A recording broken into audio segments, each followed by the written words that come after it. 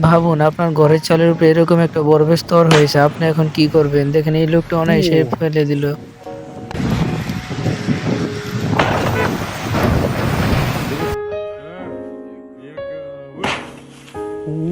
Oh, je ne peux- দেখুন কিভাবে নিজের পায়ে নিজ কুড়াল মাছ খায়।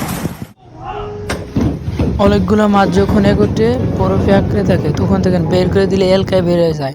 যখন প্রচণ্ড শীত পড়ে তখন পানি এমনিতেই বরফ হয়ে যায়। এই মানুষটি নিজেকে শক্তিশালী বানানোর চেষ্টা করছে।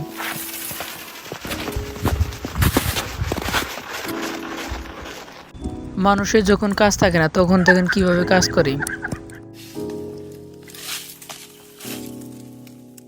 আমার বন্ধু যখন বরফের নদীতে খেলতে যায় তখন দেখেন খেলতে যায় কি হয়।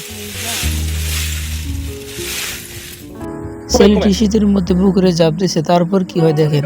দেখুন যখন প্রচন্ড শীত পড়ে তখন মানুষের খাবারের অবস্থাটা কি হয়।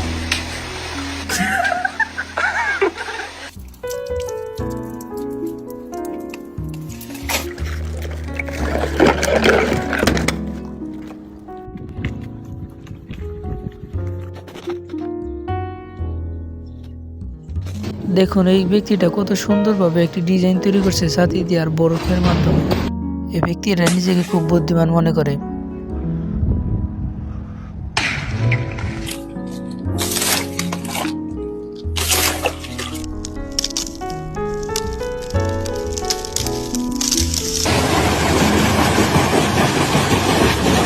আপনাদের থেকে 20,000 টাকা মাসে বেতন দেয়, এই কাজটি কি আপনি করবেন?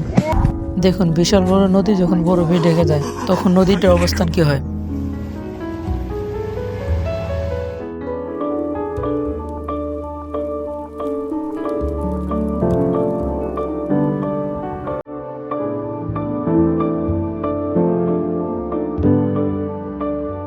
All I dream of is your eyes.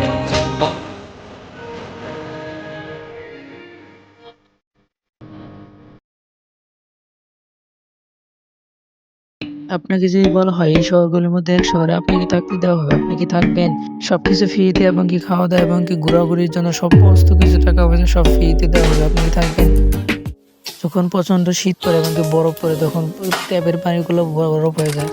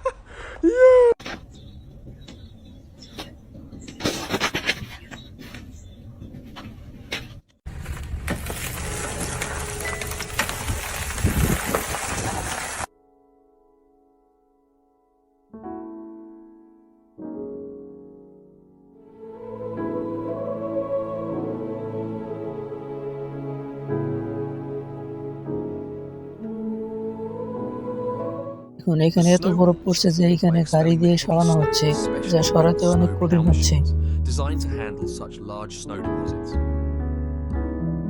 They start clearing the snow only after locating the road with GPS, as without GPS, they would have no idea. দেখুন বন্ধুরা, ইউরোপের কান্ট্রিতে শীতের মধ্যে কেমন হয়, তারা দেখতে অনেক মনোমুগ্ধকর এবং কি সুন্দর হয়। কিন্তু দেখতে সুন্দর হলে কি হবে, এগুলো খুব কষ্টকর এবং কি এগুলো সাফার করা অনেক কষ্টকর।